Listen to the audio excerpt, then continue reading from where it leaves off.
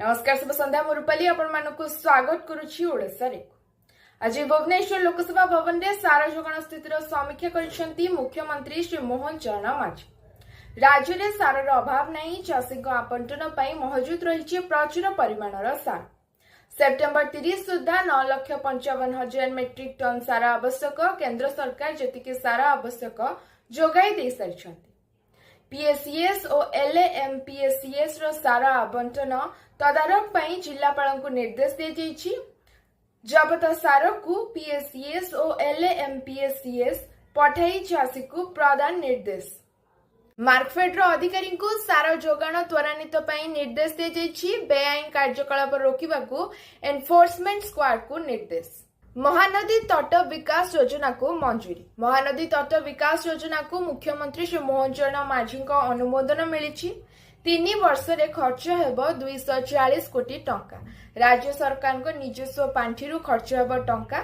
संबलपुर मंदलिया रु चाउरपुर पर्यंत तट विकास पई खर्च हेब 160 कोटी टंका। भुवनेश्वर पांडरा निकट रे कुआखाई और सुकभद्रा तट विकास पई खर्च हेब 80 कोटी टंका।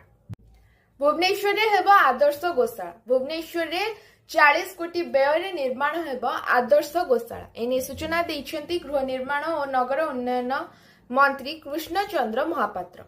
मंत्री कहिथिले जे भुवनेश्वर बुला गोरु को सेठी रखा जिवो। जमी चिन्हट सरीछि।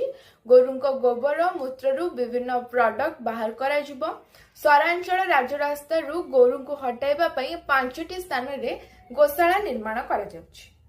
वसुंधरा योजना रे भूमिहीन को जमी जोगाइबाकू योजना प्रस्तुत करा जाइछि। एने सूचना दैछंती राजस्व विपर्यय परिचालना मंत्री सुरेश पुजारी। 5 वर्ष भितरे राज्य रे केही जणे भूमिहीन व्यक्ति रहिबे नहीं।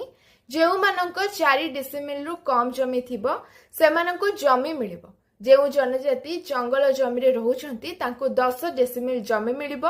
हीराकुद निर्माण रे जेउ माने विस्थापित होइथिले तांको जमी पट्टा मिलिबो। 22,000 रु अधिक शिक्षानुष्ठान को मध्य सरकारी जमी जोगाई सारिछंती। रत्नभंडार गणति मणति नहीं आईन मंत्री सूचना। गणति मणति ए मास सुधा आरंभ हेब, नचेत अक्टोबर मासरे हेब।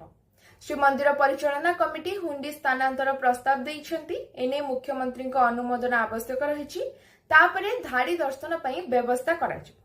आज पई एतिकी। धन्यवाद। शुभरात्रि।